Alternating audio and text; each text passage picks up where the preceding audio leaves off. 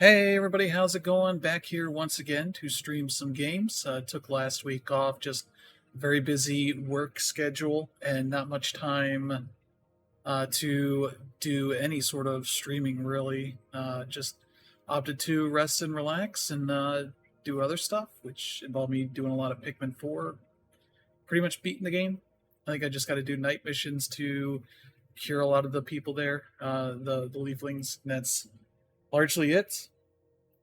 I got all the onions, 100% in all the areas, all that stuff. So I'm not going for all platinum medals. So this is as much as I'm going to do in that game. But we're here for something else that's really cool.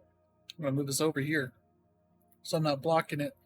The Making of Karateka. I got a code for this from the developers. Really cool. Thank you for that. We'll be doing some coverage here. We'll be doing streaming this, which with an archive on the YouTube channel. And I'll be writing a review here later this week once I get a little more free time and time into this. I've been playing this a good bit, a couple of hours here, running through a bunch of the materials here, kind of going through time-wise. I'm blanking on terms there, but we'll hop in. Making of Karateka, a very influential PC game that came out. And if you don't want to go through all this stuff, you can go back here and kind of look at, they have three versions here: the Apple II original, or no, yeah. Then they ported it to Commodore 64, as you can see here. I guess Robert Cook must have helped with the port on this, as well as to the Atari 8-bit systems, the 400, the 800, the XL, and the XE. But they also remastered it, sort of made it, it's not like a huge overhaul or anything. This isn't like a Bionic Commando to Bionic Commando Rearmed kind of situation. This is Death Bounce, essentially one of his first games that he was working on. They got a bunch of prototypes and such, and you can kind of go through. Asteroid Blaster was sort of his first game of sorts. Then it kind of, as you can guess from the title, it was an Asteroids clone. Then kind of turned it into Star Blaster. Then that kind of turned into Death Bounce. There you can see sort of the timeline of some of this stuff. March and kind of turned it into Death Bounce, and that kind of evolved a bit here over time. And they sort of remastered that into a more complete, fleshed out game. It also has twin stick controls in it, so that's a cool one. Like the trophies wise, it has a bunch of stuff, I think, for mostly the remastered and okay, they got for completing each of these, which I believe those have all the rewind functionality and save state functionality, so you can save scum your way through it if you need to for that stuff. But there's also goals in a lot of these games, so that kind of stuff. I'm going to reveal get taken down by kick. Oh, so there's stuff there for that, and you can jump in here and just play all these sight unseen and do all that stuff, which is a good way to do it. But also, it's good to kind of go through the timeline here of events and sort of Jordan Mechner here in the early days as the story is told, and I've been sort of moving my way through this, checking out some of this, and they got some fun video interviews with Jordan Mechner, his dad, and other people that were involved in his early works. People from Broderbund and other companies he worked with here. So, we'll go through some of this stuff here. This is fun to see. So, this is a MediaMate, and it contains a bunch of 5 and a quarter inch discs. There's a lot of classics here. If there's one issue I have, I don't know, I probably should be over here now. He's from id Software, co-founder. They introduce these people and then don't necessarily give them titles, give those little title cards to them as much throughout the other times they're in these videos. They're in here, including Wolfenstein and Beyond Castle Wolfenstein, which inspired us later. And just behind that is the game Karateka. He misspelled it on his floppy disk, so that's I fun. remember seeing Karateka and wanting it, and then not have enough money to buy it. But I think I saved up some money, and I eventually went back and got it. I was sold on the box artwork alone.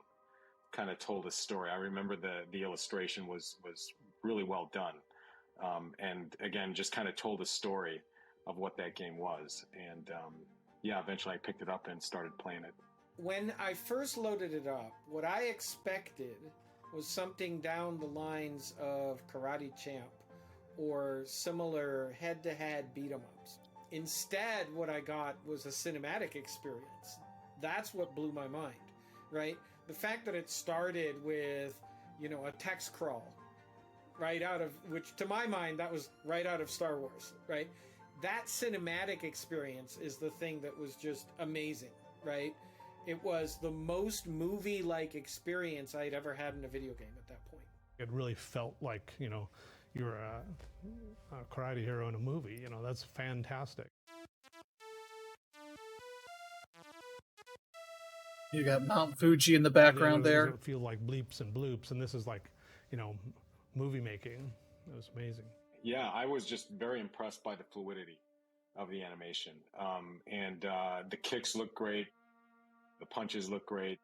They were always capped off with a little bit of a sound, a little kia. Yeah, the fluidity of the motion, I think, really set the stage for the rest of what I had consumed about that game. The animation was cool, and that was very innovative, obviously, at the time. The process and the beginning of animation getting better and better, right? And more cinematic. Taking cues from the movie industry. But I think the storytelling was probably one of the first. I can't think of another game at the time that had that element to it. The characters were not little sets of pixels. They, in fact, were fully formed individuals. They had personalities. They had strengths and weaknesses. You've got to remember the level of graphics that people were doing at that time, and they were on the sophisticated side for that time. Karateka was historically a very significant game, and it saw the future before anybody else did. Part of it was because it understood the language of cinema, that visuals mattered, that full motion mattered, that human beings and characters and characterization, storytelling and music mattered in a way that we take for granted now when we see games that are at least as complex as films. She's the one that ported the game to some other platforms under a different name, so I guess she transitioned sometime after her work on the Karateka stuff. Common knock against a lot of game developers today is that they want to be movie makers. But gosh, you could almost look at Karateka as sort of the original apple from the tree of knowledge there. It was really, in a lot of ways, the first game that put together fluidity of motion, cinematic shots, story arc, twists, filmic language, and pointed the way towards a marriage of film movie style storytelling and gameplay. Yeah. I did not play I wasn't even born when this game came out. So it's a thing I came to know of when they did the remake for XBLA and PSN that I think Ubisoft did, that I liked a lot. And I like the ideas that the ways that people talked about the original game and sort of the influence that it had, and never really got as far as getting a version of it to play on an emulator or something like that. Obviously it was on an Apple II and Commodore 64 and the Apple 8-bit computer systems, stuff like that. This thing had 2 discs. Let's see there, Drive 1 and Drive 2. Although I don't think these are attached. I think it's this thing is separate, and you likely had 2 discs, so you could stack those up and then put the monitor on top of that. I don't think that's a whole system there. Whoa, where you can kind of bounce out of that. I think that's how this thing worked, because they do have at some point show him with it, but this is Jordan Mechner, born in 1964, so he is nearly 60 years old at this point. And I believe also part of this is he is writing a book, as is mentioned in some parts of this. Trying to see if they have any of the... There's like little comic panels of a sort that are in here. Let's see if I can find them. Might be down here somewhere. Yeah, he started a journal. It's mentioned in here.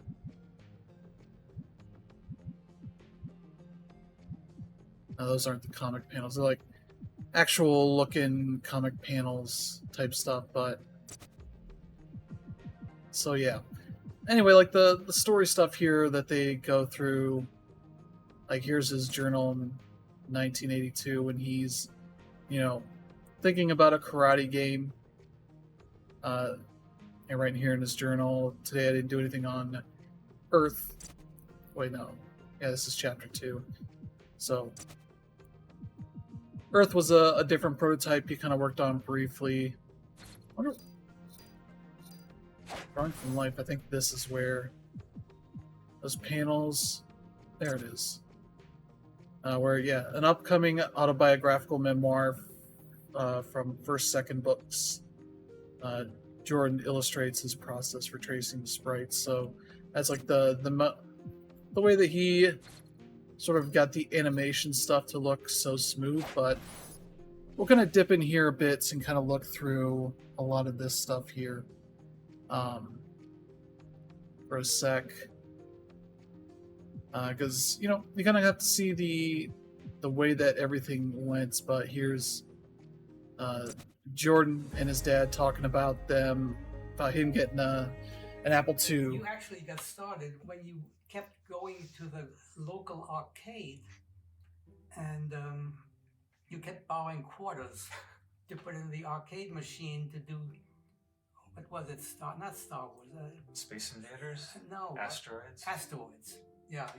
You were completely addicted to asteroids.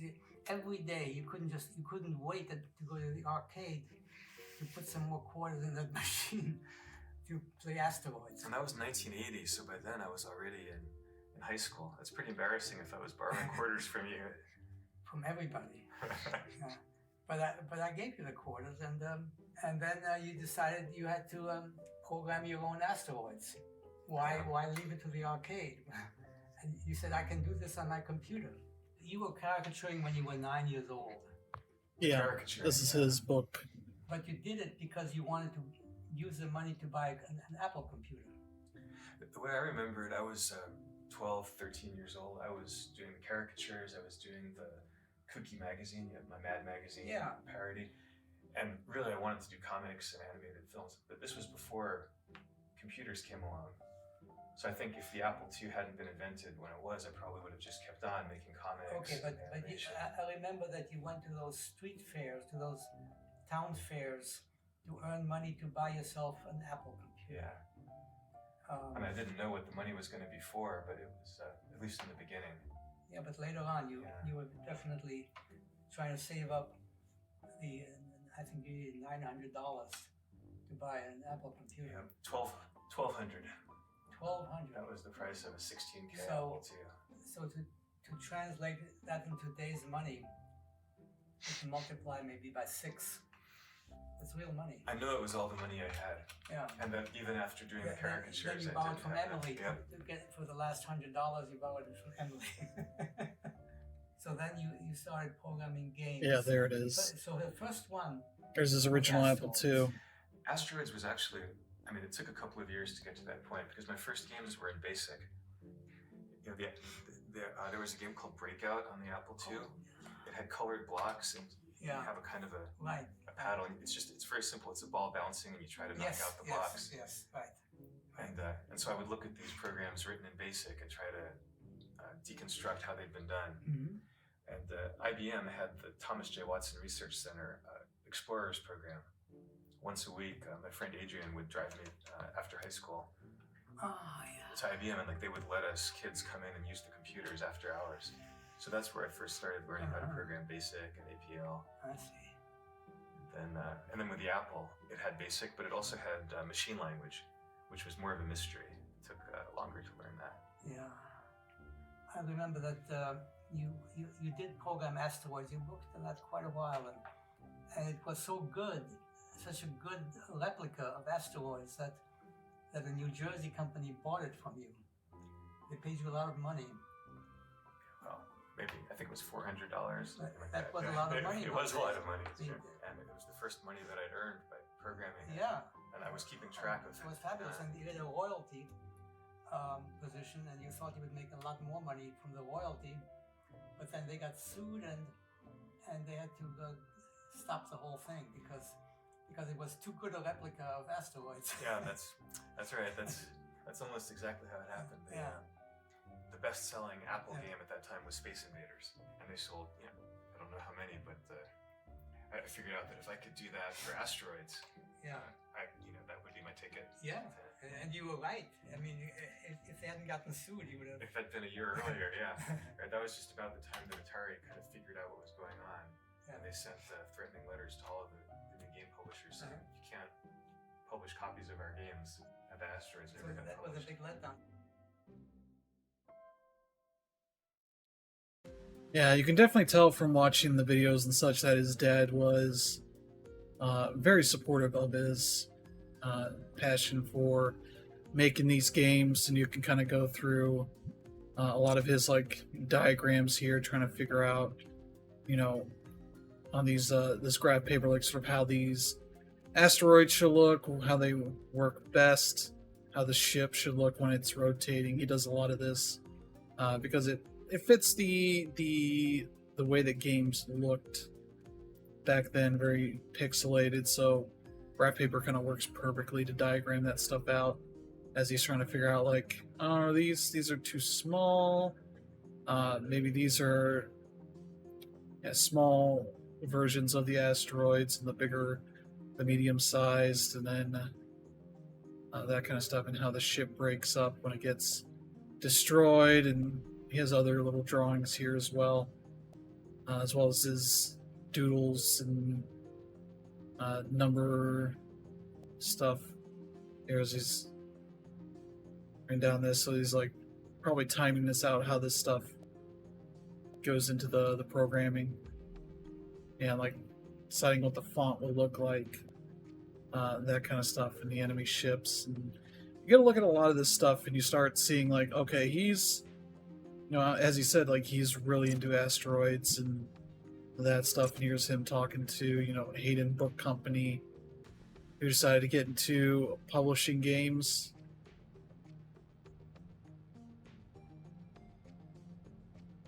And that kind of stuff. So they're giving him interest or information, what they would like to be changed, and that kind of stuff, and how much they're going to charge for $20, so you can see 50% of net sales be quite substantial, and all that. Stephen Rodash, who, being a book company, is kind of interesting the way that they, a lot of companies what was it? Coleco. If you do not know the origin of their name, they're the Connecticut Leather Company, so like that. And you get to look at some of his ideas here for prototypes. So hey, here's Asteroid Blaster. You can just have a watch playthrough of it, but I'll jump in here. I think I have a save here from later in. It's yep, this is Asteroids. Oh, but I can rewind and be like, oh, oh. But yeah, you don't keep going as much as... Oh, it still counts. There we go.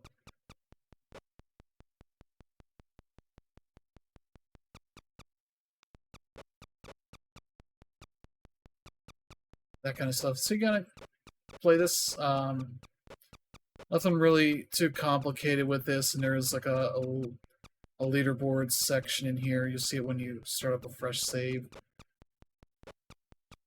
But yeah, I think this stuff probably doesn't...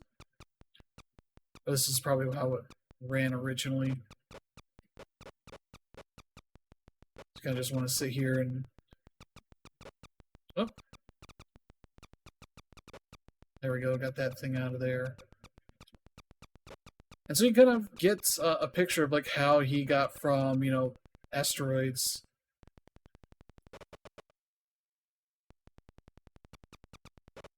Oh. Asteroids clones to... Oh. Oh, jeez.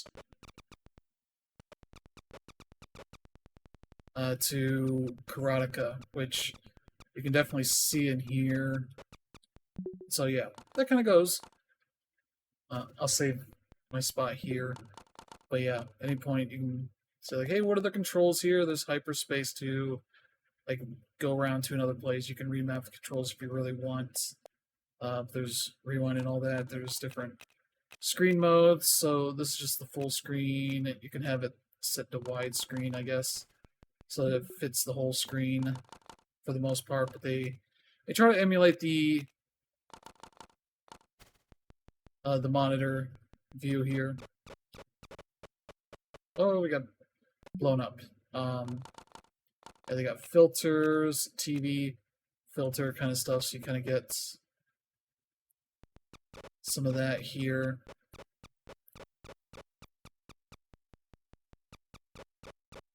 Yeah, I think these kind of games had like a limited amount of shots that could be flying around on screen.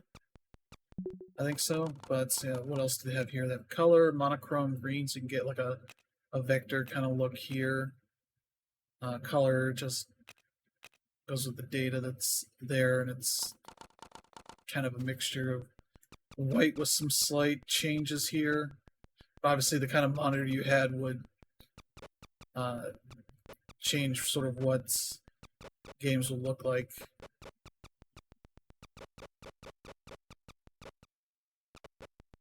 Oh. Oh.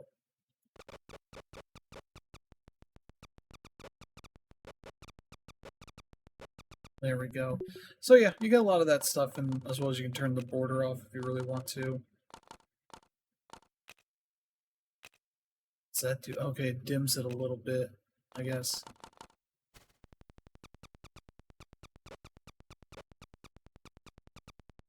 Yeah, but you get rid of a little bit of the glare, screen glare that's on there, so yeah. That's like his first initial concrete kind of crack at the asteroid style game. That is pretty cool for that. But yeah, here's him going into, let's see. Yeah, here's him going into Yale, 17 years old, so he's just a baby essentially at that point. Yeah, Hayden's still not published his game Asteroid Blaster, so he kind of made some changes to be a game called Star Blaster.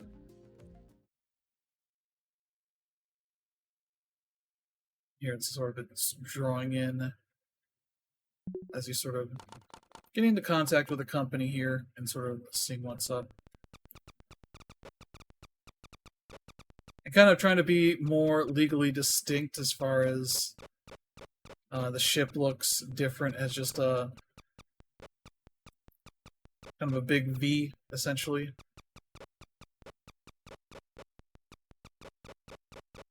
Kind of changing the shape of the asteroids a little bit. Ooh.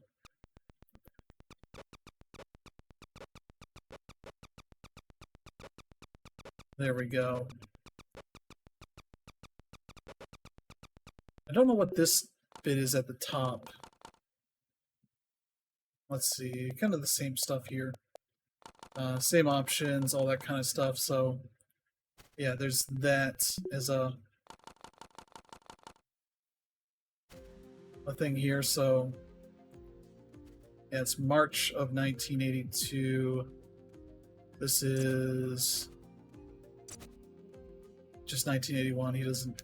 So I think once he got into college, he started to journal a bit more. Yeah, here it is. At the beginning of his second semester at Yale, he began keeping a daily journal. Kept this up throughout his college career and beyond, sort of documenting development of his games, sort of school life stuff here, all this. So yeah, started in 1982. Yeah, what happened, what I did, thought, felt, so forth. I'm like, oh, I missed all my classes today. Shit, what's the matter with me? Being very down on himself. But yeah, like documenting, I think probably including a lot of this stuff is drawings on other games he might make instead of Star Blaster, or this game Plague, Bubble Blaster, and Satellite, later called Earth. Oh yeah, this is the game that he would expand upon a little bit more. There's sort of a Plague screen layout. Spiders would descend on webs, snakes would slide down poles, and bats would swoop in, all attempting to reach the player's turret. Okay, so you control this turret here, and as the spiders come down, you try and shoot them. Kind of a Space Invaders kind of vibe, but, you know, spookier stuff. Bats and spiders. Icebreaker, what's... Ship at the bottom of... or at the top of the screen, avoiding ice bees. Ice bees? What the heck are ice bees?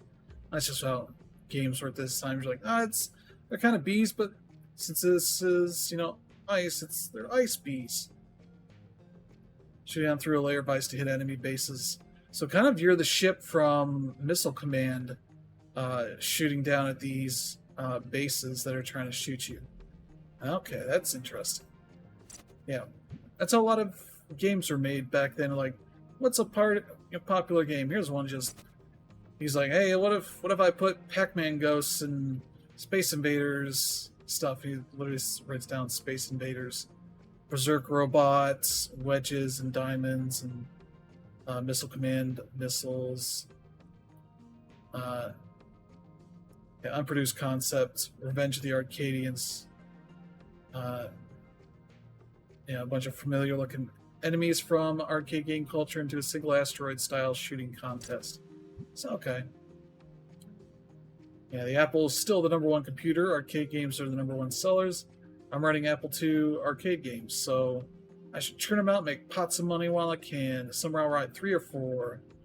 Should establish a working relationship with some other publisher, not Hayden.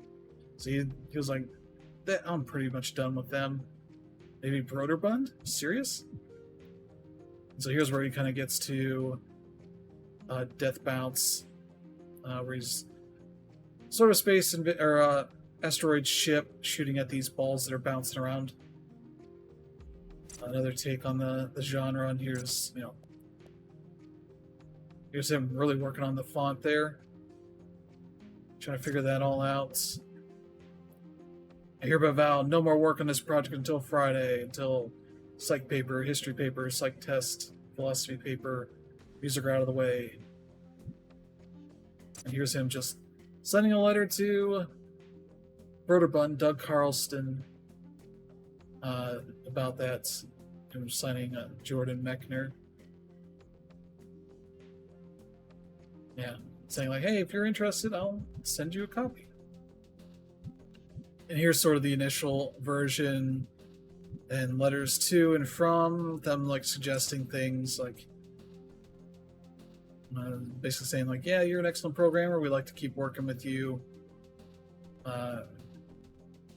Couldn't find a copy of the letter in the file that's they wrote originally, so let's play this, see what this is. I think I have a save here. I have... Maybe I don't. There's my...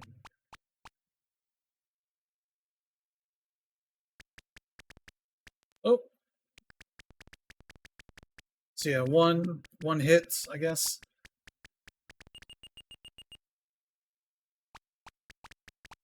But then, boom! They require 2 hits when they're green.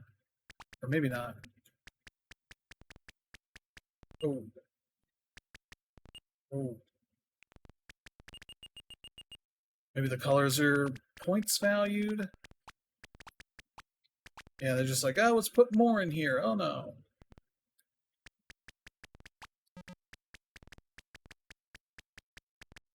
It's like, alright, this is neat.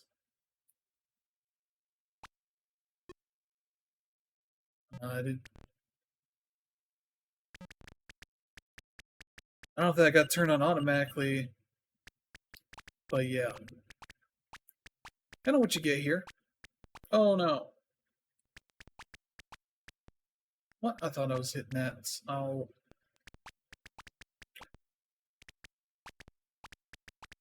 Oh jeez, that one's going.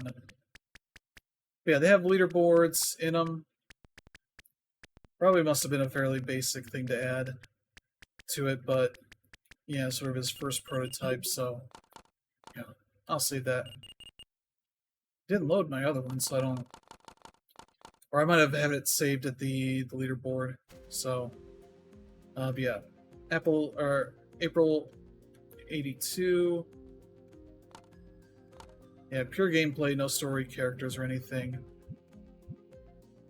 And so yeah, here... Yeah, the main problem is the lack of visual complexity, though clean lines are essential.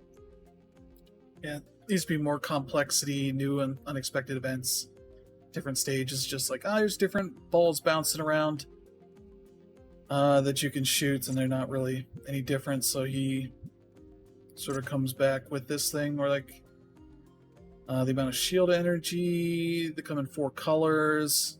If it's red, it explodes. If it's violet, it turns red. So it just goes down the steps to red, scores and all this stuff.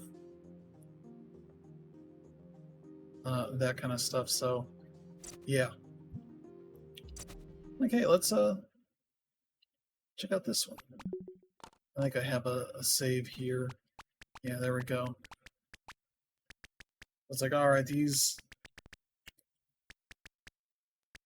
Yeah, I've had to move around a bunch here at this point. Oh no.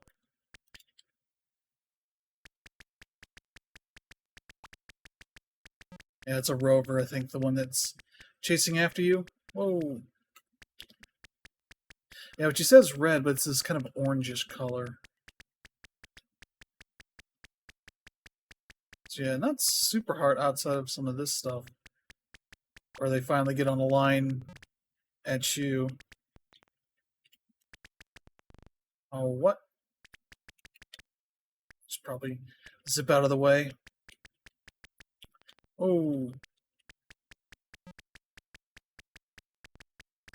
Yeah, very clearly like a Space Invader ship. Oh. I know he's coming from that side. Oh, what? I thought I got that.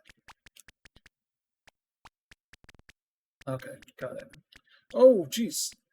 That pink one. Oh, no. There we go.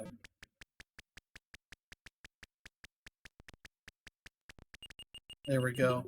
That kind of stuff, like, that works fine. Oh, they just include the letter in here as the manual, which I guess it seems like it's a pretty solid manual there for that. So yeah, you get that. That's like evolving a little bit here, adding some more complexity to it. So that's cool. But then they also mentioned, like, hey, we got this idea for a game that you might be interested in called Tiny Planets to work on. They run through that, talking about nose rockets and all this other stuff. It seems neat. But I believe he responded being like, I appreciate the offer, but I got other ideas. And like adds more things here. A joystick option, spinning balls, so the balls actually spin here. I'll load into the save I have here. Yeah, you can see they got like a little white line on them.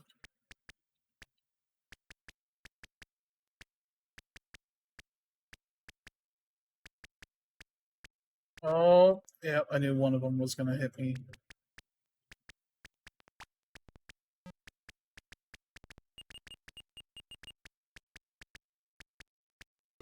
Oh no. There we go. So yeah, this is like the way you should probably try and play these. It's like, what if I deal with this stuff? Ooh, no.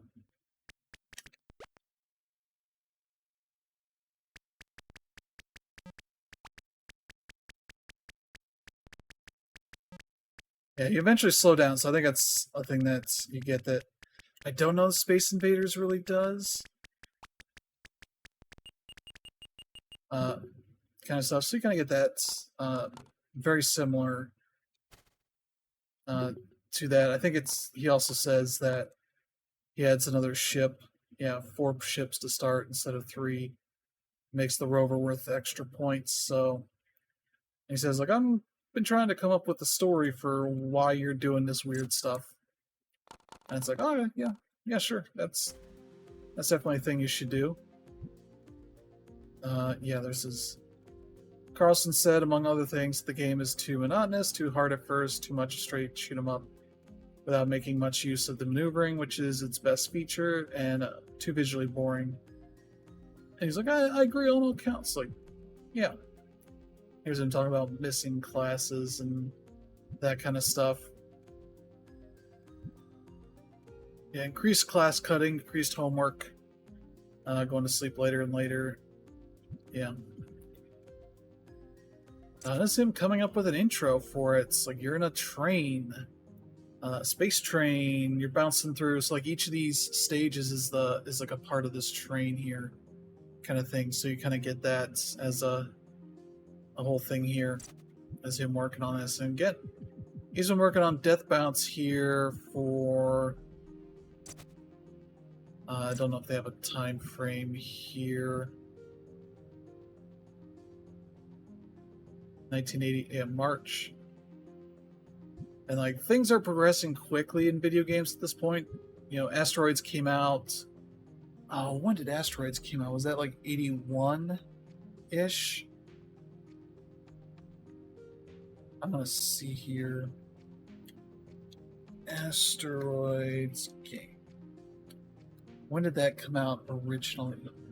Oh god, the first thing to come up on Asteroids is AARP thing about it. 79. Okay, that's earlier than I even thought.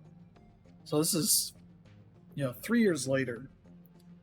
Everybody is making clones of it, their own thing, on that kind of stuff. So that's kind of a thing you have to keep in mind here when thinking about where he's at, and this is why he kind of keeps working on this for a while. As version 3 we played, he comes up with this story and tells them about it. This is over holiday break. And they also note, like, this is in January 1983, even though he wrote 1982, because, it's been a long-standing thing of, like, you hit the new year and you forget it's to change how you're writing the year for a while. Here's version 4, which is the final version that he worked on. This is January 83, so essentially almost a year working on this game. And so you can kind of see how things have evolved here. That you're trying to fly into the rooms here after you beat it. And yeah, you can definitely see like there we go. Where it's like, oh geez, you get the bouncing shots, that's good. Okay. And you got the birds.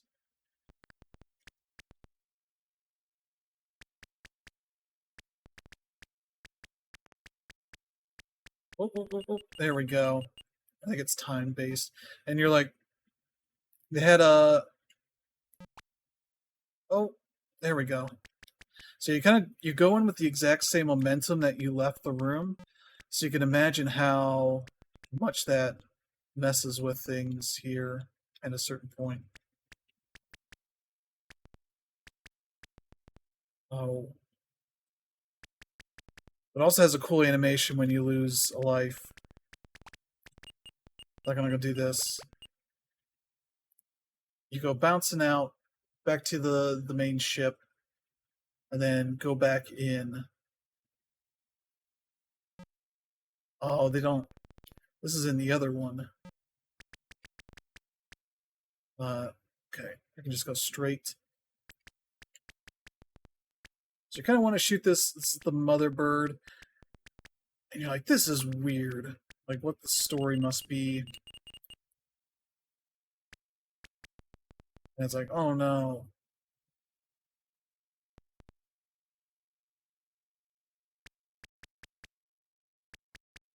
I don't know how random the stuff is for where all the bats are at.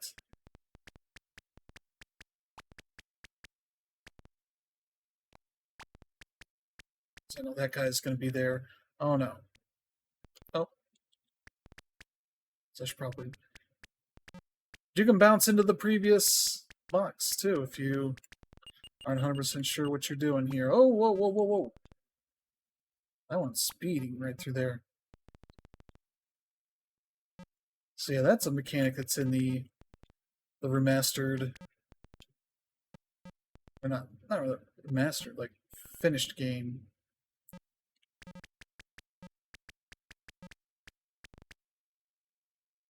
Okay, let's do that. Like I'm just tapping circle on this. I'm playing on PS5 in case you're wondering. I think it has a limit on how many shots you can... Jeez. Jeez, come on. We got through there. Not gonna get the mother bird kind of thing. So there's like, okay, this is neat. Yeah, also you're going into 1983 being like, here's like a big old asteroids clone where it's all birds and stuff. Birds or bats, yeah, bat-like creatures finally blowing up the train, escaping. Oh yeah, you should see. I'll just show you here. If he gets to the end of the train, I don't know if they tell you any of that here. Yeah, probably using the shield as much as they should. I assume when you get enemies killed, it fills back up, maybe?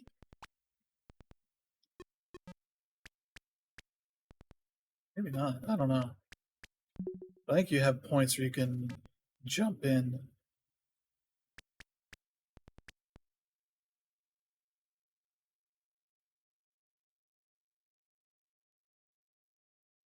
So I want to say you get to further parts of the train.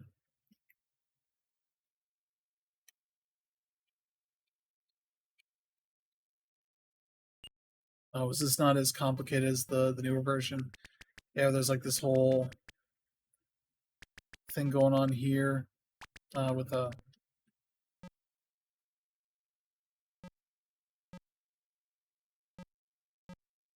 Why are they doing this? Oh, is this...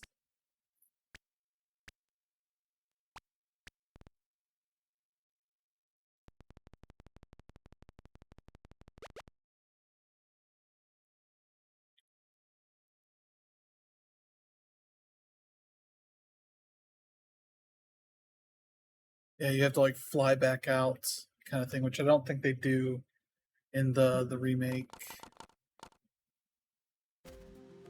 So there you go. And then it's like, oh, we did some focus testing. It is too hard to move between the cars, which is like, yeah, that's...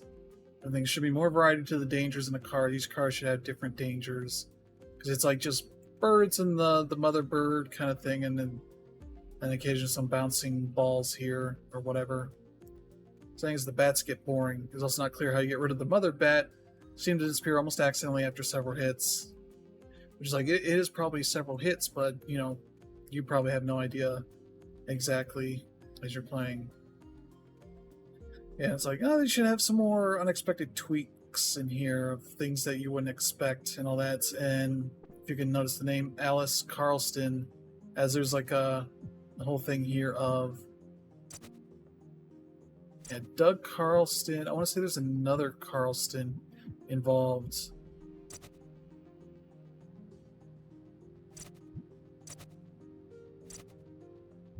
Yeah, this is when he comes up with the story like 6412. Galaxy has been at peace for as long as, possible and all this stuff.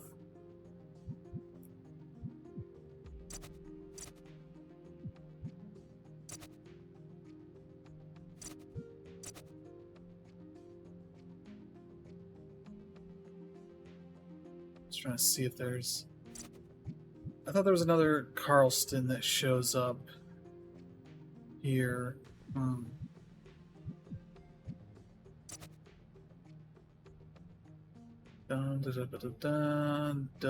Doug. Gary Carlston is taken. Yeah, they mentioned Gary. But I don't think that Jordan talked to. Yeah, there's also another interesting thing I noticed here. So you've seen Jordan signing off on these letters. Jordan Mechner that he signs at the end. This one he just signs Jordan. He's like bunch, as he's like, I don't know about getting frustrated, but you can tell at a certain point he's like, I don't know what else I can do with Death Bounce to get it over the hump to be a good game that should be released, kind of thing. And here's sort of this stuff as he's talking about Death Bounce and sort of learning from rejection. Another one which was called Death Bounce, right? Yeah, amazing. I'm amazed you can remember that. Yes, it was Death Bounce. Death Bounce, yeah. And it was kind of like asteroids, but just different enough to be original. Instead of the asteroids, it was bouncing colored balls, like pool balls that ricocheted off the sides of the screen. So what happened to that? Well, that was the first game that I sent to Broderbund. Oh yeah. And I was in college. I was in my dorm room freshman year when the phone rang, and it was Doug Carlston, the president of Broderbund, saying thanks for sending that sent the game on a floppy disk, in the mail. That's how he did it then. He was in college, and by his own admission, spending a lot more time learning to program than studying sociology or whatever it was he was majoring in down at Yale. He sent, I think his very first submission was something called Death Bounce. And I actually thought he was a pretty good coder, especially for somebody who obviously wasn't doing it full time. Although it turned out he was doing it a lot more full time than I realized. And he said, it's well programmed, you're a good programmer, but this game is just a little bit old fashioned. There was no plot, there was no story, there was nobody you cared about, there were just balls bouncing around doing different things. And although you could get away with that, I just thought it would be a much better product. Yeah, won't go through all that, but yeah, he's talking about this game kind of went the course, and here's the fully fleshed out. I don't know about fully fleshed out, but yeah, here he's coming up with the idea for Karateka and just writes, I'm psyched for Karateka, fuck Death Bounce, what a waste, kind of thing. And then here goes into him kind of obsessively going over what Karateka should be, kind of thing. But yeah, let me see here. I was thinking one of these, he has a guy that's... Yeah, there it is. Which he runs into the ship before it gets launched into the game, kind of thing. And that's a really cool touch there. But as he notes, let's see. Little man. The player is represented by a little man in resemblance to one of the 64 delegates to the UN conference on peace and child rearing is purely intentional. He runs across the bottom. And I think he notes somewhere that that's influenced by Chopper Lifter, whatever it's called. Choplifter, which was a Broderbund game that was sort of, I think, noted somewhere as like something that influenced him in Karateka. As him here at a pizza shop in New Haven. Yeah, this is Earth. That prototype before the Earth game where you're kind of protecting Earth. That's pretty much just, this is the demo of it. That it's like all he had really of it. Never really got beyond this, but yeah, there's his version of Earth. Here's him talking about his origins of Karateka and all that. We'll play some Karateka here in a sec, but here's him sort of going through. We saw these earlier, and it's him because he talks about here that he started taking karate lessons in college, inspired by his mom and his sister Emily. Emily is the sister, I believe. Taking them sort of stuff, and then they go into a lot of design documents here. And here's him being like, "Oh yeah, it's gonna take like 1 week to write the super shape maker or whatever it is, and do all these things." His writing is a little bit chicken scratchy here. Like if I look at it, design reaction shapes, and he notes like different things here, put them in, test thoroughly, fine tune damage. I don't know. That looks like M-Tine. I don't know. It's like 14 weeks. Yeah, right. Estimated total. So he understands like this is going to be a whole thing here. And he already has the name. He's like, karate game, initially designing it as almost like a fighting game, which there weren't really many fighting games at this point. Maybe Karate Champ, that kind of thing. As he notes in some of these, as some of these people talked about Karate Champ. But then he also comes up with this animated adventure that's like this graphical adventure game kind of thing. You'll be able to walk into these rooms and like go into specific rooms. It's like a thing he was briefly fascinated with. Briefly returned to the idea of animated adventure, perhaps inspired by the release of the point-and-click Macintosh computer. Remove the text parser from the design and replace it with a series of drop-down menus for character actions. Another innovation that other designers were later used to revolutionize the genre. But then sort of in the process, he started working on this educational game as like a means of getting some money. You know, he was like just designs for different things you would have here. And then they hired him to do like a Spanish language version. Gato. So paid about $3,000 per game to create more difficult versions of the AB scenes. That's a terrible name, but that's a name a game would have in the 80s. Because it's, you know, scenes, but you know, that kind of thing. Yeah, $3,000 in my belt. I'll buy a graphics tablet and get cracking on karate. That's what he called the game initially. That game everyone keeps telling me, Dad and Adrian even, is going to be a winner. If it doesn't work out, I think Adrian's a friend of his. Potentially. This is where he starts getting to the animation stuff as he's jotting it down, that kind of thing. And he's like going really into it. Like, here's all the optimal damage zones for this stuff. As he's really going into it, the different moves and all that. And this is before he does the rotoscoping stuff. And he's figuring out the plot stuff. And again, it's kind of chicken scratchy, trying to figure out exactly what's written here. I almost kind of wish they wrote like captions for this so you could understand exactly what's here. Obviously, it's not really that necessary. But here's where he's figuring out like the princess and all this. And yeah, initially it had like a helicopter escape kind of thing because it was like present day, and like some test mock screenshots. Yeah, here from some of his old floppy disks. Working with tracks, creating pretty pictures of scenes from the game. And there's like a concept for time stuff in here with a pocket watch. It was initially a pocket watch and then turned into a digital wristwatch that turned into an analog pocket watch when he shifted setting of the game earlier in time, just abandoning this in general. Then he's like trying to get Karateka down in kanji here. Characters and spends time creating a version of this for the game that never gets used. But here's where he's using the actual font based on the font Libra that he would put into the game. And going through all this stuff as he's like fully working on this. And that's chapter 2. Chapter 3 is Heroes, where he's getting the animation stuff, learning here's his dad when he was younger. Probably when he was working on the game.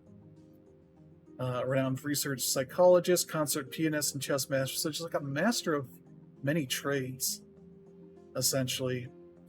Sort of suggesting rotoscoping as an idea for animation in his game. And they look into it and like, here's the patent that Max Fleischer had for rotoscoping, and this whole wild contraption of the I think you pull this thing down to have it move to the next frame as he's drawing over it, and that's like what they used for Snow White for the human characters in that movie. And here's like a bunch of his tracing stuff, so you can see like here's how some of that stuff gets translated in. So it's like, and it's here's where he starts going through. Here's where I started just get into playing the game, because I was like, this all looks pretty awesome at this point. There's not screenshots of a prototype, but scenes that he drew in Drax as he's mapping out what he wants the game to look like and all that. How the bird combat works. So if you actually want to learn how it works, well, this isn't probably gonna do a great session here, but here's like more rotoscoping stuff. You can look at the actual footage. There he's like just running, and it's illegible here because he's supposed to go in super slow-mo. We're filming him like starting and stopping, so you can sort of go over it and all that. So it's like, this is rad. Seeing all this is all Super 8 film footage kind of stuff, and it's like, here's how and that was his dad doing that. And here's like the mapping it all out as the animation stuff, like keyframe animations, and doing that. And then the different parts, so you can kind of work all your way all through this and see how you get to like the sprite sheets and how that all looks. Then here's like it overlapped all that. You can kind of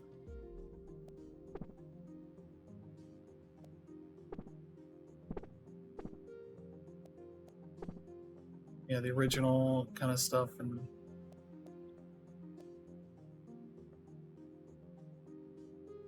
now it all goes into there. So wait, that also has frame per second, so you can kind of get faster down to 12 all the way down to it's just 2. Okay, so it's like, this is all awesome. It is an incredible documentary, essentially interactive documentary of all the different parts, like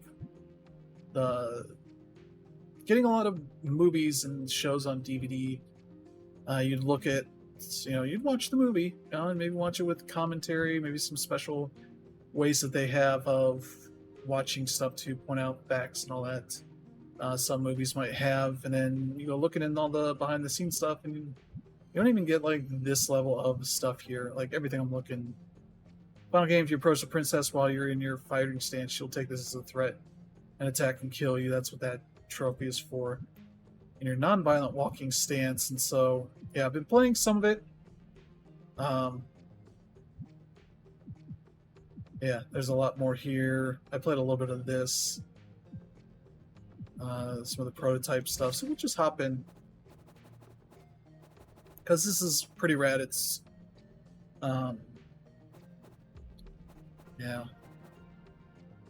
Let's play the Apple II version here. The thing I want to see, instruction manual. Yeah. This is the original instruction manual, and I kind of wish it's... yeah, this is going to show the actual one, so... okay, they probably should play D-pad, that makes sense. Up, down... yeah, aim high, change stance. So yeah, you go down into your... or do you just keep hitting up a bunch? Okay, maybe that's the thing I didn't know. I was playing the prototype, so probably didn't have all this. Yeah, I think the thing I got noted is like the 6-button controls on this can be a little bit wonky. I'm not sure if they put out an update today to fix it. Yeah, let's play some Karateka. Play some of the original and then play some of the newer version. You'll see it's not like a complete remake kind of thing. And what else do I have for stuff here? Filters. I should probably wait for a screen here. Yeah, this is like as fast as the frame rate went back then.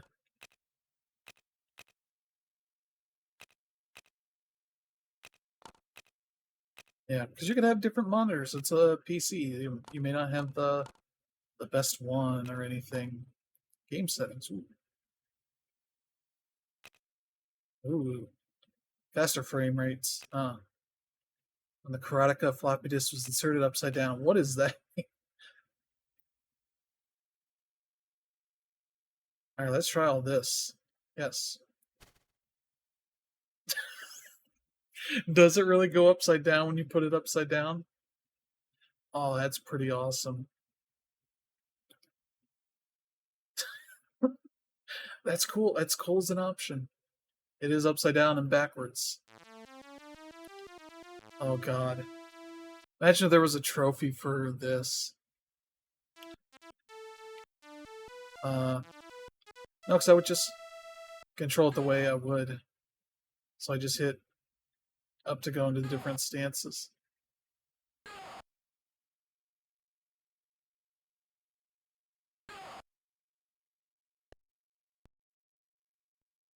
Oh, yeah, you can get downed in one hit if you're not in the right stance.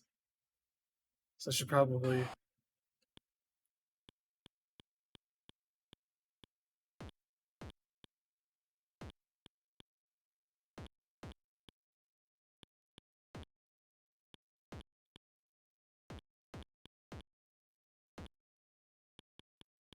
you can kind of get by early on just doing that to the dude. I think if you go here, you can bounce. You can run through. And they're like, oh, here's the bad guy. You should go back there. I wonder if there's a way to flip this back around.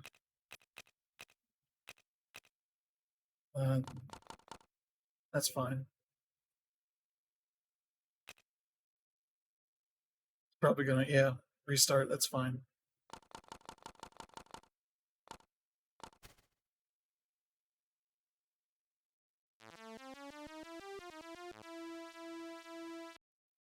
This is how it's supposed to look. I didn't know if you put those. Yep. So like to run, you want to do up and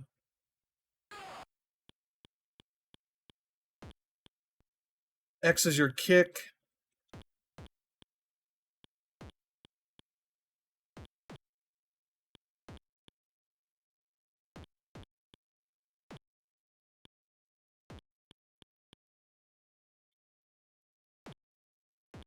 Taking a couple hits here, but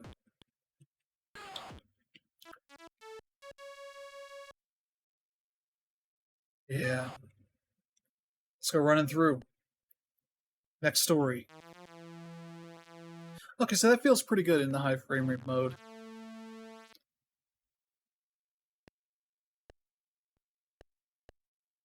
Okay. Okay. Okay, we still got a ways to go.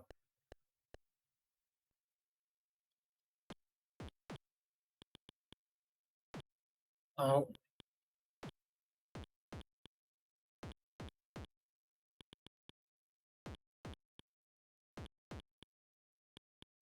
So yeah, you're kind of holding up on the D-pad or down to go high, mid, low, right on there to go, or you don't have to hold right.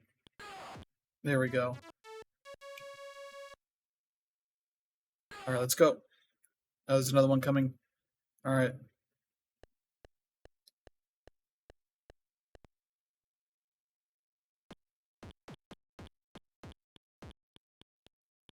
I think kicks can get more powerful. You're trying to like get him away from you. Boom. Yeah, there we go. This is a really awesome kind of idea. Their Gold Master series, as they're calling it.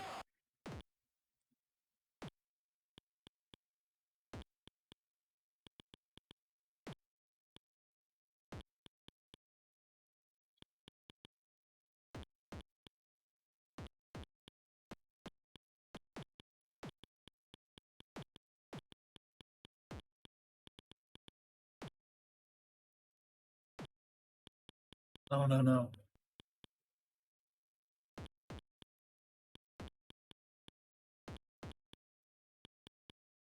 Gotta keep him back a little bit.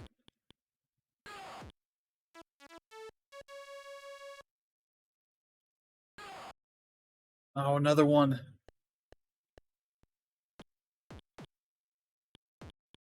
Yeah, you can kind of recover some health back. I do wonder if they talk about the XBLA version as.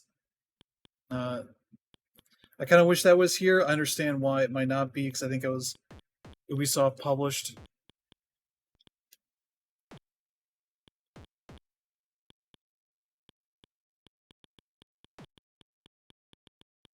I'm too far for the.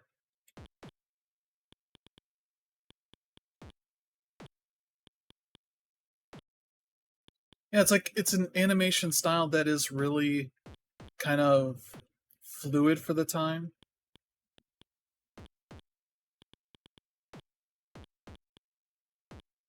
There's like got a couple moves left. So yeah, I think that's my max health right there. Oops. See.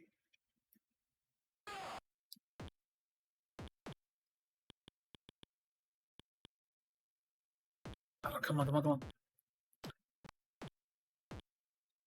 Yeah, if I'm using the stick, it's a little bit tougher to get specifics here.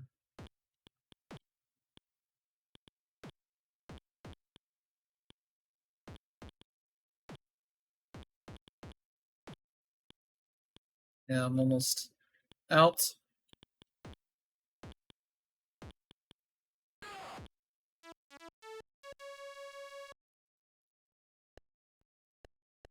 Should be able to get. Oh.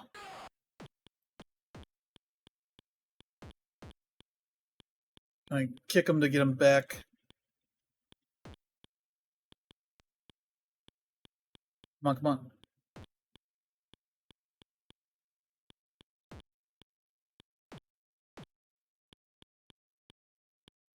Yeah, I'm kind of just mashing.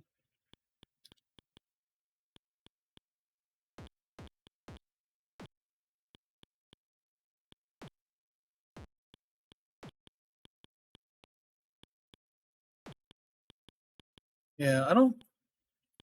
Are there like advanced strategies here? Let's see. Up to stand up, release to get to fighting stance. The game. Let's see. It tells you how many hits. Every time you get hit, you lose one arrow. You die when you're not getting hit. Your arrows gradually replenished. Roll blue across the bottom right gives you the same information about your enemy. Regard has their own fighting style and can be identified by his headgear. Guards get tougher as you get further into the palace. Let's rescue Princess Mariko. Drop your guard, leaving yourself extremely vulnerable to attack. Okay.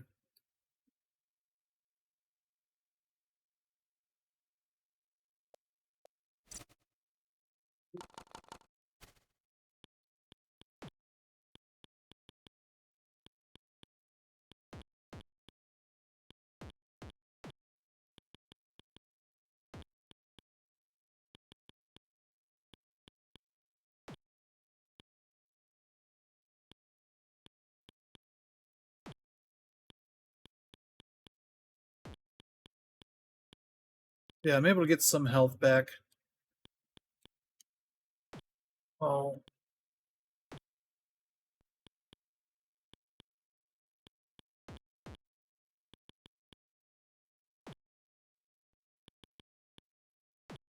Yeah, some of those moves, like getting hit, kind of pushes you back a little bit.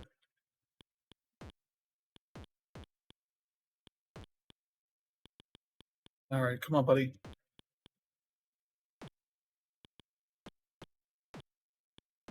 Boom, boom, boom, boom, boom, boom. Run, run, run, run. The next cutscene, there we go. Oh, he's left. Oh, we're inside. Okay, I'm gonna save.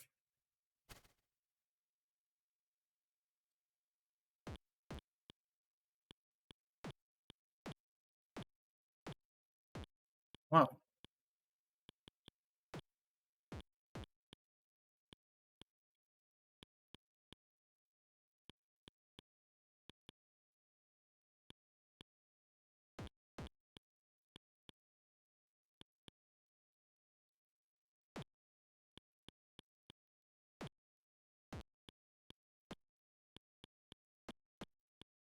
Yeah, there is guarding a little bit. I don't know exactly how that goes.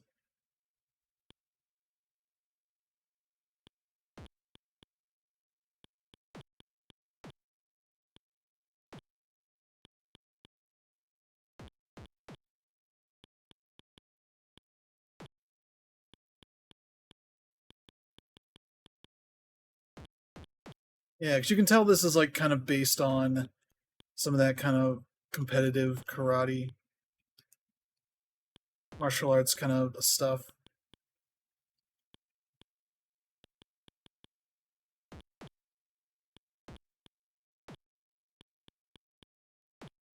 Oh, they're trying to figure some of this stuff out here.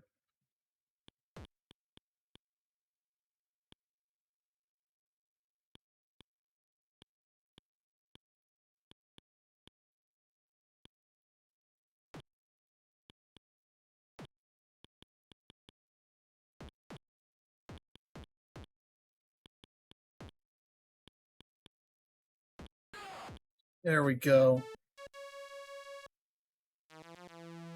Oh, is the bird gonna come into play now? I don't know, this guy is just like, can I go?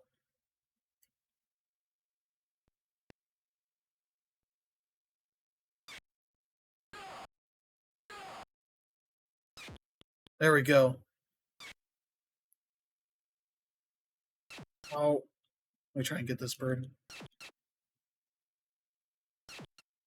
Yeah, I probably need a little more. Oh, like...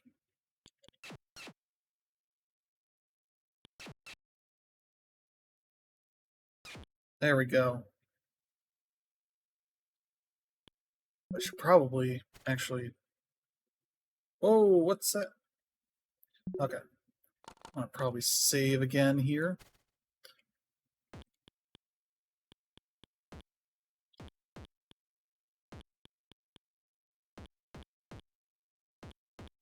This guy's just taking those hits. Oh man, we just got him.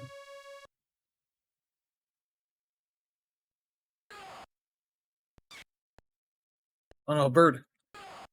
Oh.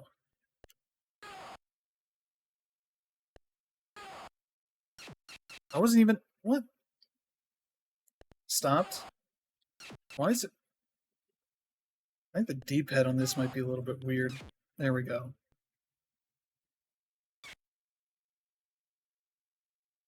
Oh. It's coming at the same time. Is this a low punch? No.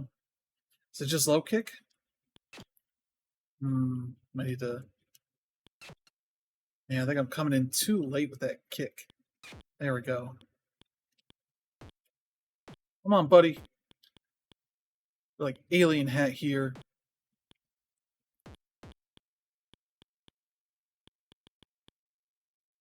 So yeah, I like the notion that like you can regain health during the fight because you're...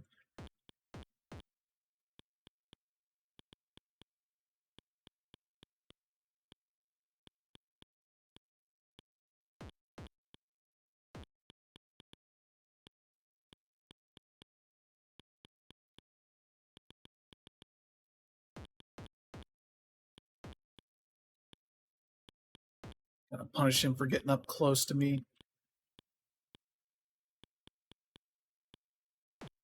Yeah, it's like trying to pace it out. Come on, come on, come on. Alright. I think we'll try and go here. Oh, oh, oh. Yes. I bow before everybody. Oh no. Oh. The bird can take you out like that. Like he's just messing me up. Kind of have to stop a little bit earlier. Yeah, I need to kind of go and get a combo going there. There we go.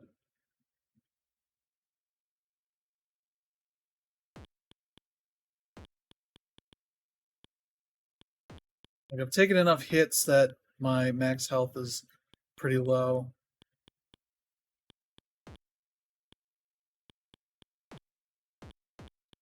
Kind of push him back a little bit. Oh, come on, come on, come on. There we go, there we go. Boom, boom, boom. Oh. Yeah, I'm gonna go for maybe another 30 minutes or so here.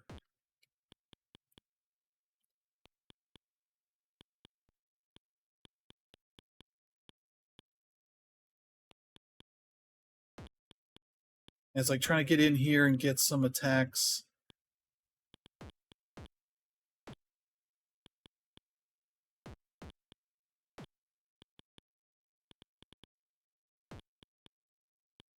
There we go.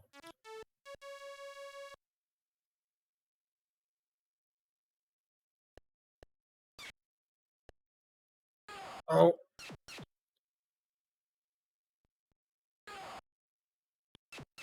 Yeah, a little too late there. Okay, let's go. Let's go, let's go. There we go. Boom, boom, boom. Big heads. Big head hit.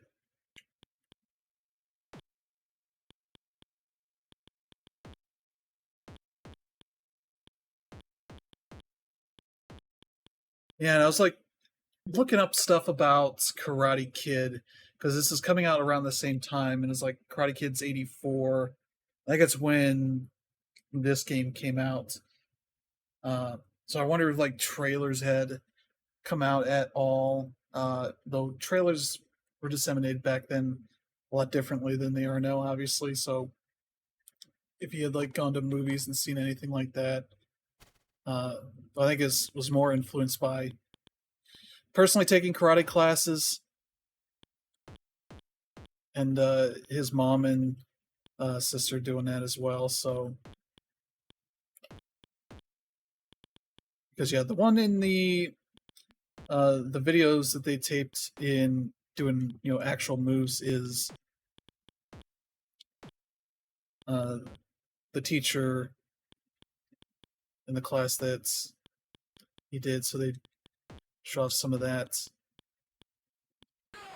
Boom.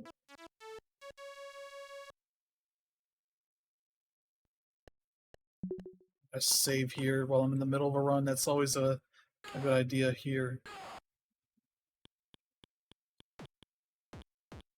Boom, boom, boom, boom, boom. Obviously, with the rewind and all that, you get kind of more lenient here, and also probably ability to kind of develop some bad habits, probably.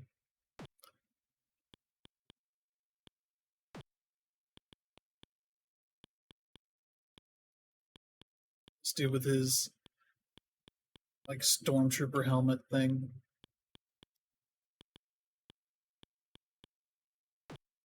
Yeah, it's like me going in here.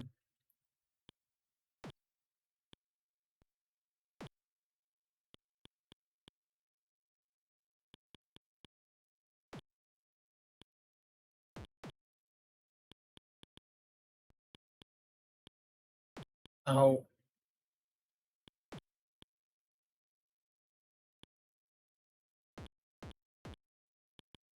Bunch of hits right there. Boom, boom, boom. Oh. I'd be like, nope, psych. That didn't happen.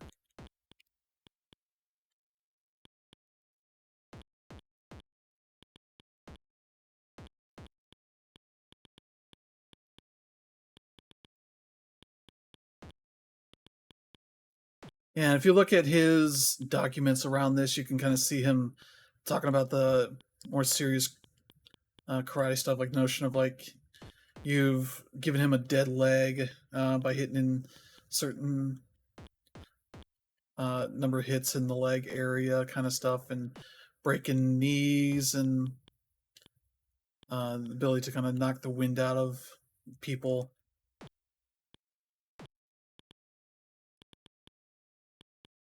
Oh.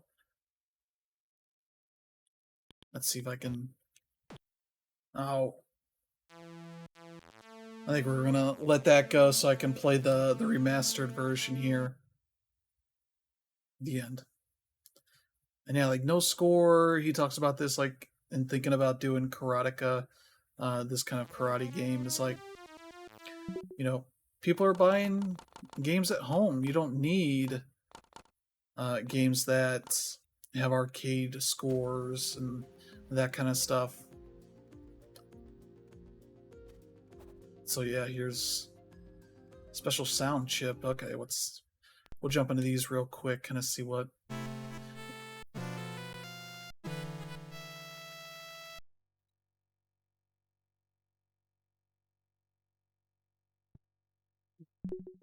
Is there a high frame rate version here? There we go. Yeah, it's like the models are a little less detailed.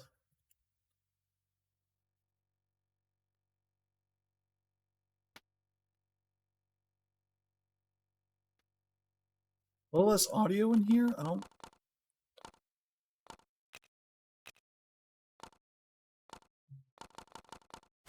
Might just be how the game was. Yeah, and the visual effects for the hits are all the same regardless, because you get blue for hits that you gave to the enemy. Yeah. Like I think it said it.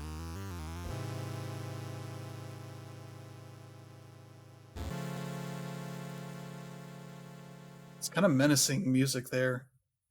So yeah. Wait, that's a saved, right? Okay. So yeah, there you go. Commodore 64. Yeah, Vita Cook. And you can see their original name when they made it, but yeah, music, special sound chip. Francis Mechner was able to create a much richer musical landscape for the cinematic scenes. Okay, so music for the cinematic scenes, not so much that you get in the game. When Vita Cook ported Karateka to the Atari 8-bit computer platforms, they will take advantage of the faster processing speed to create a more fluid, responsive version of Karateka. Okay. Let's jump into here real quick.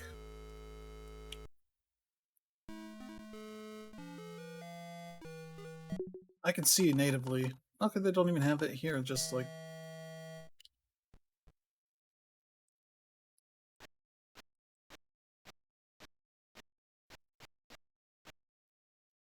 Wait, what?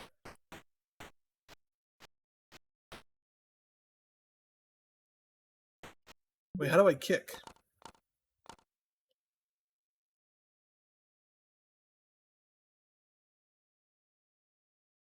Button 1 to punch and button 0 to kick. There's supposed to be another button to kick.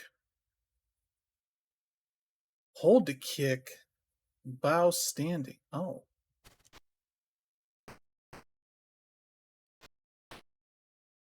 You do like a 2-kick combo, I guess, or...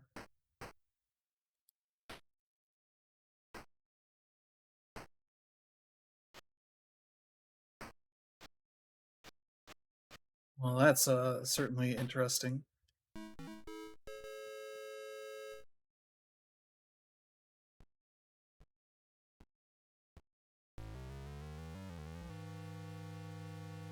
For a second, I thought that was our character. Just a game where you're running a lot.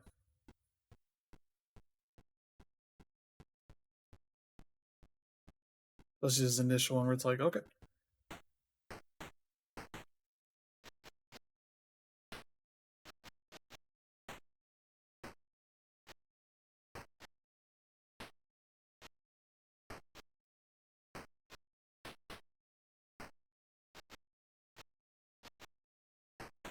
It's weird to just hold the button down to do stuff. Here comes another guy. He's coming right at us.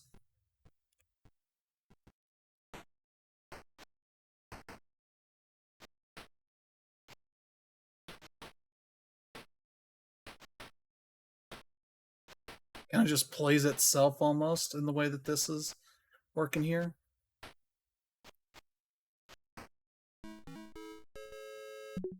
So that's interesting.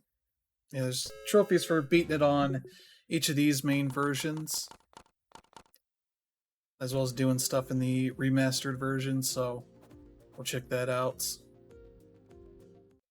And yeah, no save states in this version because it's remastered, sort of here's the main version you should play.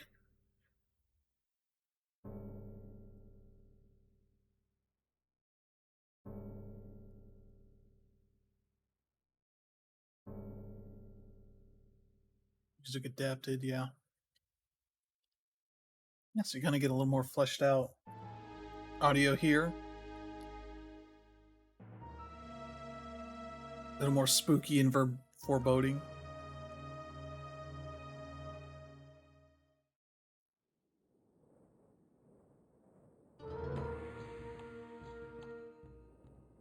High atop a craggy cliff, guarded by an army of fierce warriors, stands the fortress of the evil warlord Akuma.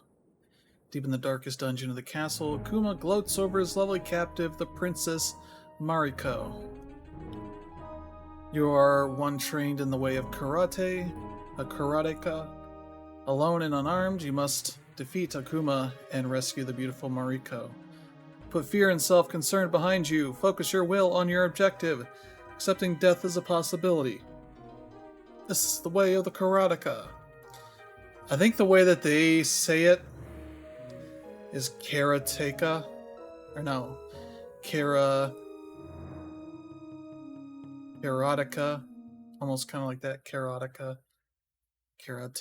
I don't know.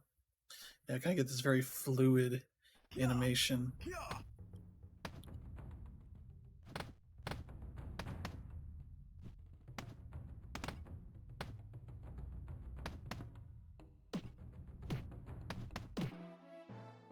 There we go. Wait, what? Oh, there are goals for the axe. You can get commentary on if you want, so we'll do that. I can have scan lines on if I want. I can give myself more lives. I don't know if that affects trophies or anything. We'll start here. Let's see how the commentary goes.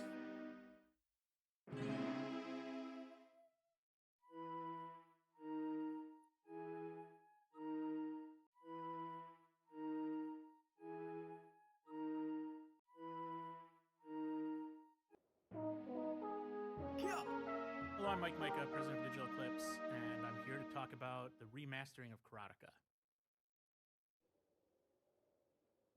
Oh, this is where. How do you pronounce the game? That's the fun part of this whole thing. And one of the fun parts for me going into this was listening to how everybody pronounces the game that I work with. I pronounce it, and I've always pronounced it, and you're going to hear me say this all the time, is Karateka. But then I've heard people say Karateka, Karateka, and Karateka in other ways. But Karateka is the way I've said it. And I think I've run into more people who say it like I do than any other way. But honestly, ultimately, it's up to Jordan, and Jordan pronounces it. And I might get this wrong, but he pronounces it Karateka.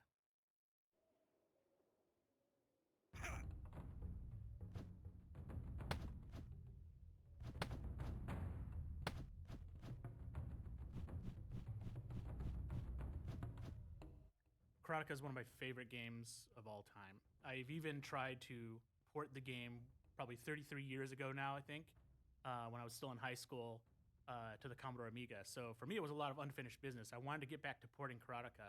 And approaching this project, one of the things that kind of excited me and interested me most was why, outside of the holy trinity of versions of Karateka, did all the other ports just suck? And I think that a lot of that has to do with the fact that people didn't really understand it, or didn't have the source code, or they were just in a completely different frame of mind for this sort of game. Without specifically calling out certain platforms and certain games, what really kind of stood out to me is that people who tried to port Karateka previously approached it in a way that was very common back in the day. Very simple gameplay, very state-driven, the antithesis of cinematic, which is kind of the purpose of Karateka. It's meant to be a movie you play. And their approach was to take a game and make it feel more arcadey and feel very immediate. And as a result, it was just very unnatural and very, very hard to play.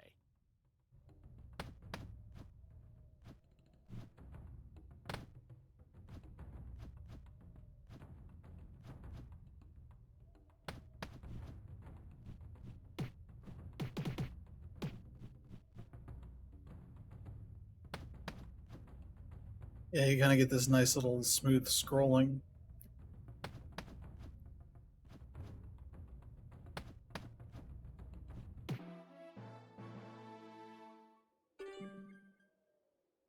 The gate was just a large graphic on the Apple II, and it was just impossible to move it around. You couldn't really scroll it very quickly.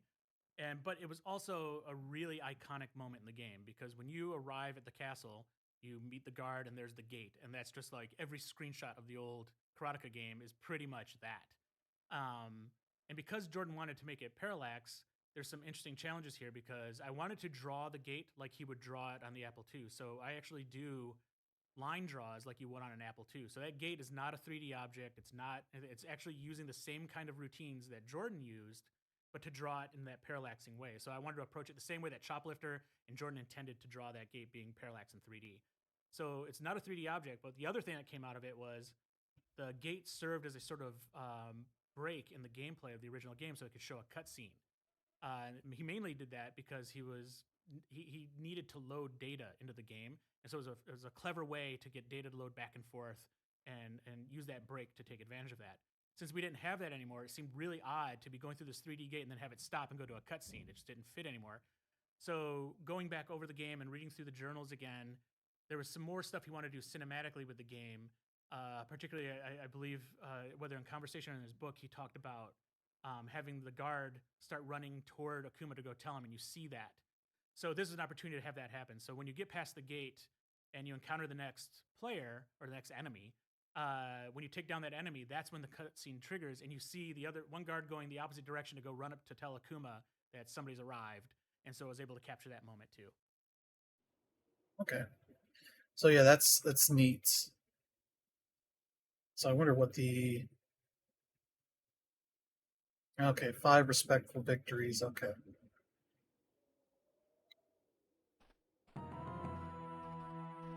Yeah, there's that guy running to go tell him.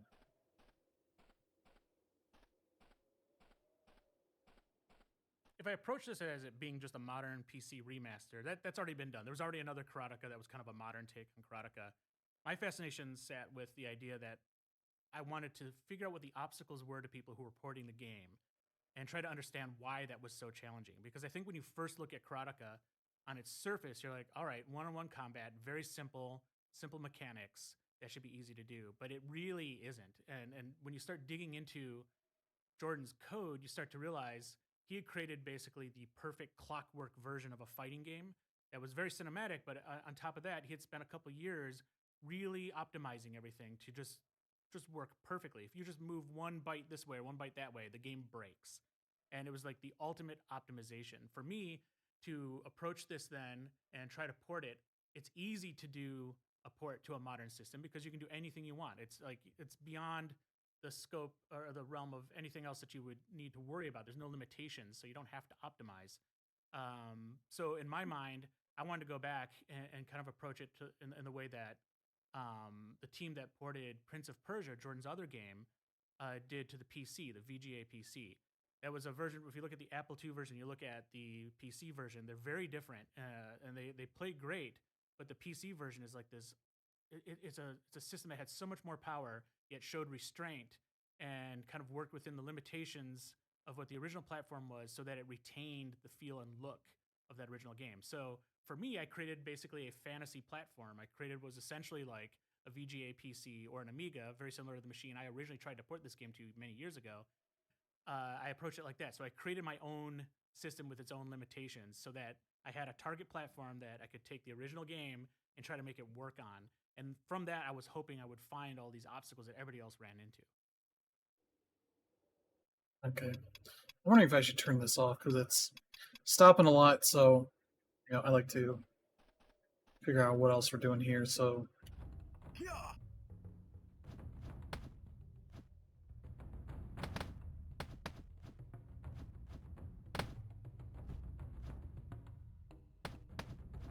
yeah, I do kind of wish they had the other versions because I'm going to look what other versions of Karateka are out there. Yeah, because if you go watch Jordan and his dad talking about the game, the way they pronounce it, you can kind of get that it's kind of a Karateka kind of a thing with their accent to it. His dad has kind of a French accent. I assume that's because I don't know what the Francis Mechner. He's American.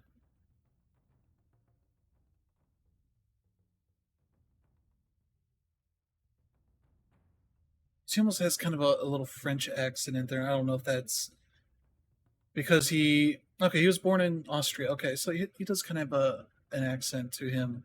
So it's Austrian. Okay. In the United States in 1944 after spending 3 years in France. Okay, that's where the French comes from. Okay, he spent years in France and 2 years in Cuba.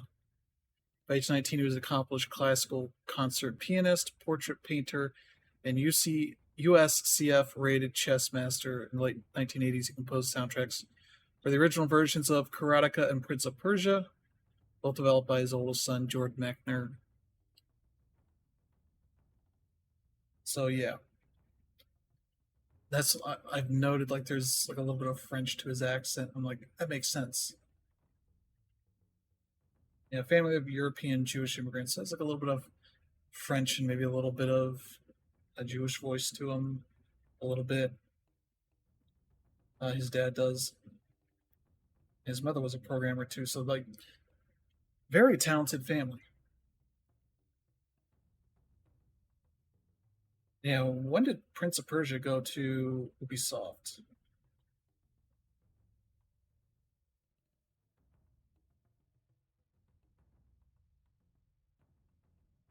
But yeah, Karateka, what platforms is that on? Because it's probably on so many.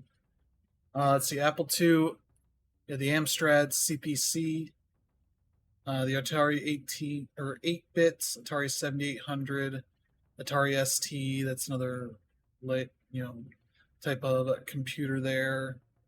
7800 is sort of the follow up to the 2600 and 5200. I don't think those were called that at the time. 2600 was the Atari VCS, but then They did the 5200, which I think was also not called that at the time. What did they call that initially? Yeah, the Atari Video System X Advanced Video Computer System. And so maybe they called that at the 5200 at some point. Then they're like, oh, we'll call the other one the 2600 because, it's twice as good. And, do all that. There's Commodore 64 version, the DOS version. Yeah, they did an NES version, a Game Boy version, a ZX Spectrum, which is another home computer platform. MSX was an ASCII Corporation platform that the Microsoft had some hand in as well. That's why the MS part of that is. There's the HD Remake, which is PS3, Xbox 360, iOS, and Windows. I kind of wish that was in here, but yeah. The Japanese NES version, which I guess would be the Famicom version, was 1985, December. So a year after the Apple II version. Yeah, still did ports in 1990 of the MSX, the Spectrum, and the CPC. And the 360 PS3 version was 2012 kind of stuff. So yeah, that's the time frame of that. I kind of wish we got some of those because like some of their other collections, I would like to play, bad versions, but maybe those are owned by other companies. That could be very much a reason for that. I'd have to look into it some more to see like what the other versions are. Yeah, Soft Pro ported it to the Famicom. Supposed to run its martial arts as Nanto Saishi Ken. Game Boy port was done with the name Master Karateka for Asia and featured changes such as inclusion of an experience system. It's like, why would you add that? But I guess that's the thing. Ports to the Amstrad CPC and MS-DOS appeared in 86, 7800 in 87, Atari ST in 88, ZX Spectrum in 1990, they'll only release in Spain and in Spanish. So maybe that's why you don't have some of these, because it's like, this is Japanese, not that there's much, text or anything of notes. But yeah, Jordan Mechner's a legend in the industry. He was literally in his early 20s, or maybe 64, so 84, he'd been 20 when this game came out on the PC and all that. So come on, buddy.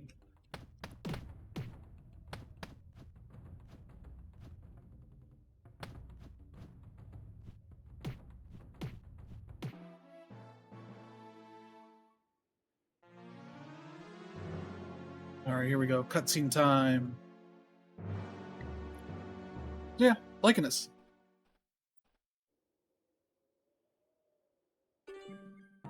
There we go. Time to run. See, we get the bird here anytime soon. No noise, so.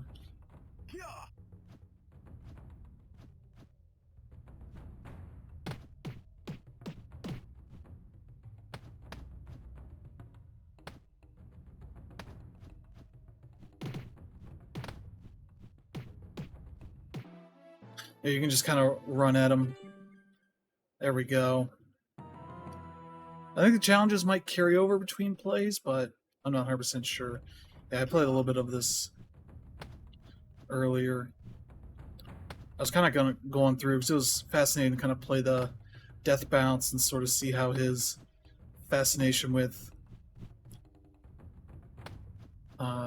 asteroids kind of played into his early games.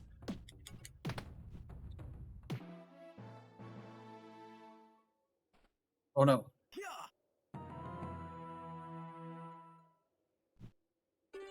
There we go. Yeah, no, let another guy spawn, so that was bad.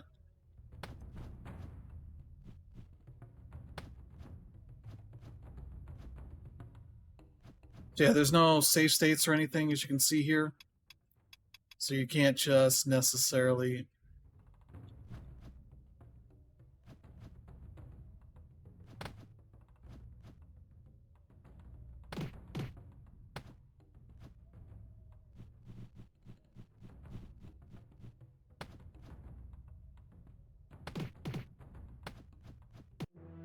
Oh.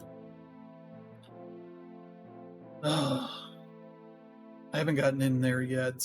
I haven't been that good at this, but I haven't completed any of those challenges.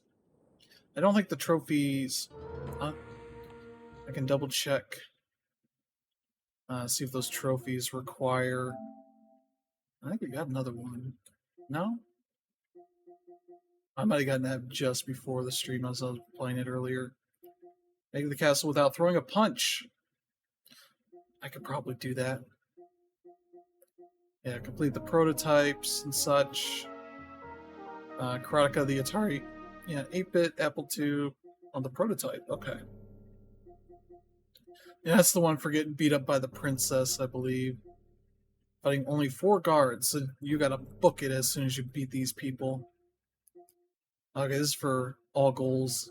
Okay, so they do have trophies for this. This will be challenging platinum. You can defeat the bird. I'll spoil some stuff. Respectful encounter with the first guard. I wonder what that means. But yeah, this game is rad. You can have it show you, time and goals and that, tell you when you're working on that stuff. They have a bespoke manual they've made here. With some nice little artwork here. To kind of go through all this. So yeah, if you actually want to learn how to play it, this is probably good reading here.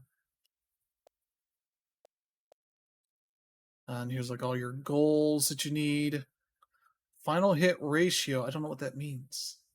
That's probably actually explained here.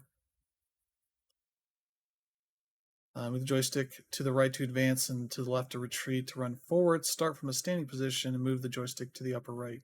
Yeah, it's like you have to move to the upper right to run. Let's see, bonus. Bonus under 30. No claw encounters. That must be like one fight kind of thing, but I think you can... Maybe not. Completion percentage, yeah. That explains like everything here. Restart the game from the beginning. Enter current, yeah. Talk about commentary. Controls. Let's see. 2 controller settings. Oh. 2 controller settings, not... Wait. Is there anything else? Nope. Okay. There's the back. So. It doesn't mention anything about lies, but I could be wrong. Does it? Let's see. It has different headgear, different fighting style.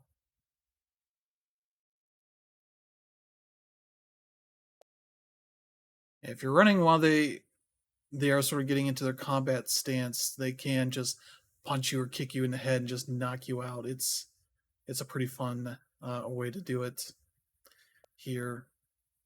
But yeah, I think we're just about out of time here, unfortunately. I've got some other things I need to get done.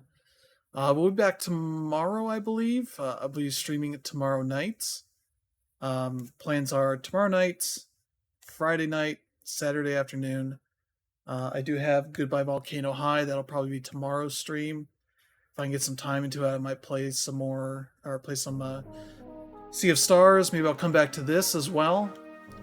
Sea of Stars maybe will be Friday nights. Maybe the Saturday afternoon will be Karateka, some more of this. Maybe try and actually beat one of these. Maybe play some more of the Death Bounce. You do have to actually exit out of this. Death Bounce is pretty cool in style, so it's taken a lot of the initial stuff there. A nice little touch. The original story was like 6412 for the year, and they advanced it 1 year. but it's all the same text, so.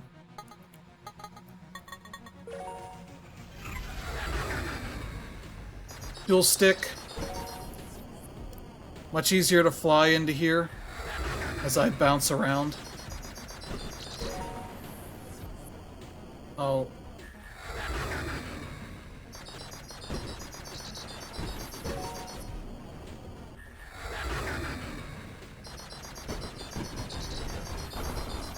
Yeah, the balls are actual, like, bombs.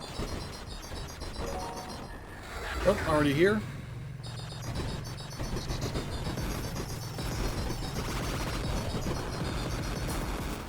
I have to run into it. Boom, dead.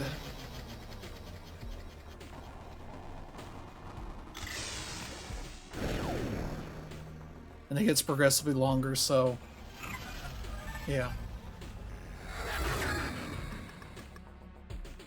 That's that. That's Deathbound's Rebounded, kind of a reimagined version of that. So yeah, that's the making of Karateka. There's a lot of cool stuff here. Been working my way through this. I'll probably get a review done as him like working on a sequel, thinking about what that means and other projects he had in the works. So Super Mario.